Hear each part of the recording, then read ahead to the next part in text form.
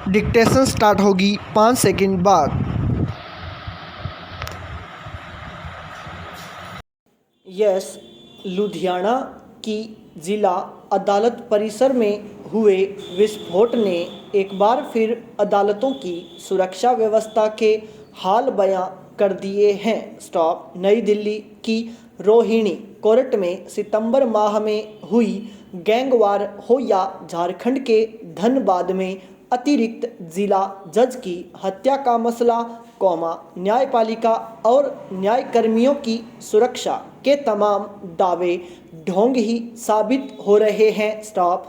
न्यायाधीशों और वकीलों का लगभग हर दिन समाज कंटकों, धोखेबाजों, जालसाजों, भ्रष्टों और अपराधियों से वास्ता पड़ता है। स्टॉप। इनमें से कई अपराधी तो अत्यधिक खूंखार और निर्दयी होते हैं। स्टॉप। उनके मामले सुनना, उनके पक्ष में या उनके खिलाफ पैरवी करना खतरे को बुलावा देने जैसा ही है। स्टॉप। यही वजह है कि न्यायिक पेशेवरों का जीवन हमेशा ही खतरों से घिरा रहता है। स्टॉप। भारतीय अदालतों में आए दिन मारपीट, गोलीबारी जैसी घटनाएं होती रहती हैं। स्टॉप।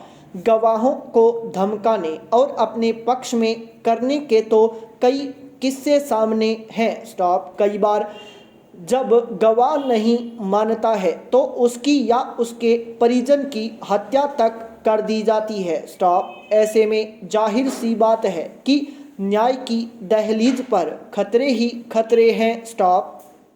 इस बात को न्यायपालिका भी बखूबी जानती है और इसी कारण सुरक्षा को लेकर शीर्ष अदालत में कुछ याचिकाओं पर सुनवाई भी जारी है। स्टॉप।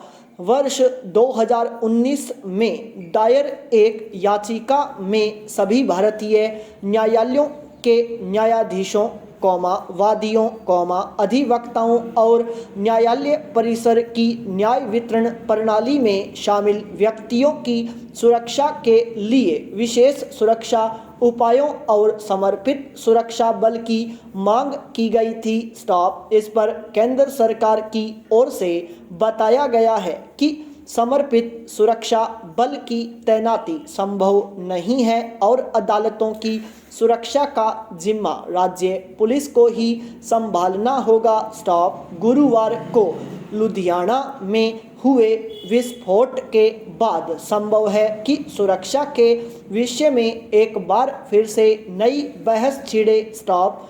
मगर इस बहस के भी बहुत लंबे चलने की उम्मीद नहीं है, क्योंकि यही होता आया है कि आग लगने पर ही हमें कुएं का ध्यान आता है। स्टॉप। बाकी दिनों में हम बेफिक्र हो जाते हैं। स्टॉप। भले ही केंद्र सरकार को यह नागवार लग रहा हो, मगर आवश्यकता एक विशेष सुरक्षा बल की ही है। स्टॉप। रेलवे और औद्योगिक सुरक्षा की तरह ही न्यायिक सुरक्षा बल का गठन करके पुख्ता इंतजाम किए जा सकते हैं। स्टॉप। ऐसा करके ही आस लगाई जा सकती है कि न्याय कार्य में रत लोग बेझिझक न्याय दिलवा सकेंगे। स्टॉप। अभी तो डर के साए में ही हैं अदालतें। स्टॉप। पैरा। भारत रत्न अटल बिहारी वाजपेयी राजनीति के साथ साथ उससे इतर भी अधिक जाने पहचाने जाते हैं। स्टॉप। शायद इसलिए कि राजनीति से जितने उनके गहरे सरोकार थे, उतने ही साहित्य की संवेदना से भी थे। स्टॉप। जो बात वे राजनीति में रहते सीधे नहीं कह पाते थे, वह उनका कवि मन कह देता था। स्टॉप। कविताओं से उनके मन को हम बांध सकते हैं। स्टॉप। उनके व्यक्तित्व का यह भी सबसे बड़ा गुण था कि वे अलग अलग विचारधाराओं के दलों के लोगों को भी साथ लेकर चलने में विश्वास करते थे। स्टॉप। उनसे निरंतर निकटता रही। स्टॉप। इस दौरान यह भी अनुभूत किया कि वे दिल से बहुत बड़े थे, स्टॉप। किसी से कोई तकरार, कौमा, नाराजगी हो भी जाती, कौमा, तो उसे वे मन में नहीं रखते थे, स्टॉप। अपने विरोधियों और प्रतिद्वंदियों के प्रति भी मैंने सदा उनके मन में आदर का भाव देखा, स्टॉप। लोकतांत्रिक दृष्टि के अंतर्गत सबको साथ लेकर चलने के साथ ही अपने विचार व्यक्त करने में भी वे कभी किसी की परवाह नहीं करते थे, स्टॉप। मुझे लगता है सच को सच कहने का साहस हर किसी में होता नहीं है, कौमा, पर वाजपेयी में यह गुण तो था ही, कौमा। साथ ही अच्छा कार्य किसी विरोधी दल के नेता ने भी किया है, कौमा, तो उसकी वह खुलकर सराहना करते थे, स्टॉप।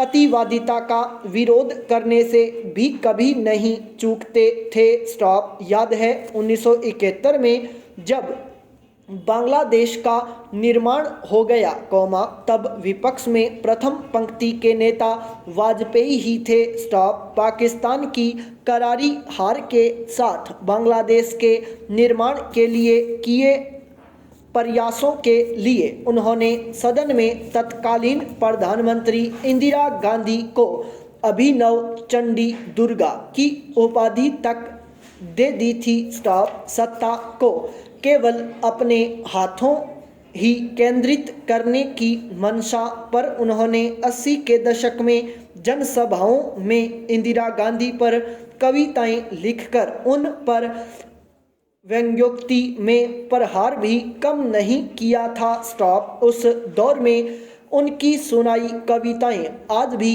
याद हैं, स्टॉप। वे ऐसा ही करते थे, स्टॉप। मन में कुछ रखते नहीं थे, स्टॉप। जो है कहते, कौमा, नहीं तो बेबाक कविता में उसे सहज लोगों तक पहुंचा देते थे, स्टॉप।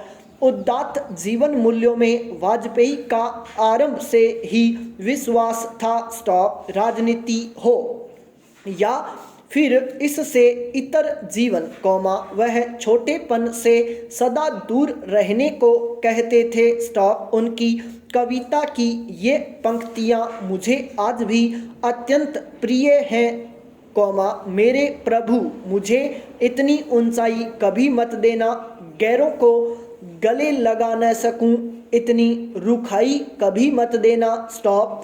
वे कुशल वक्ता, कौमा, हाजिर जवाब और विनोद प्रिय भी थे, स्टॉप। वाजपेयी पर डॉक्टर श्यामा प्रसाद मुखर्जी के ओजपूर्ण व्यक्तित्व का आरंभ से ही गहरा असर रहा, स्टॉप।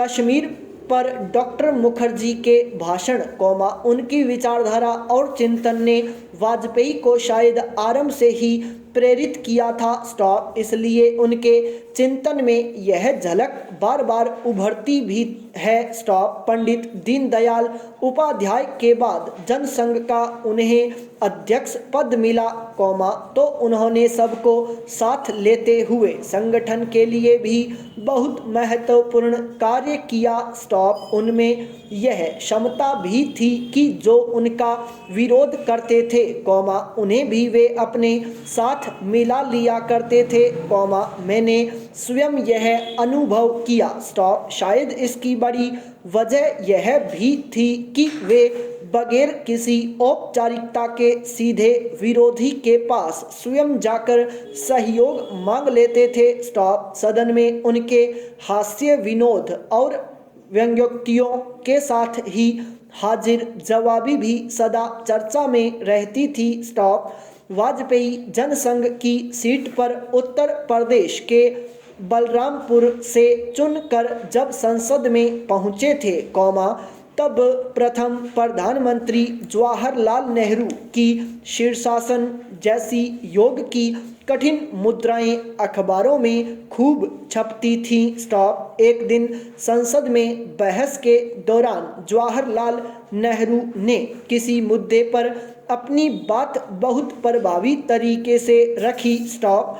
सबने उनके भाषण को सराहा, स्टॉप। नेहरू ने विपक्ष में बैठे वाजपेयी की ओर देखते हुए मुस्कुरा के कहा, अब बताइए आपका क्या कहना है? Question mark. वाजपेयी भी कहाँ चुप रहने वाले थे, स्टॉप। बोले मैं जानता हूँ कि पंडित जी शीर्षासन योग करते हैं, संपूर्ण विराम।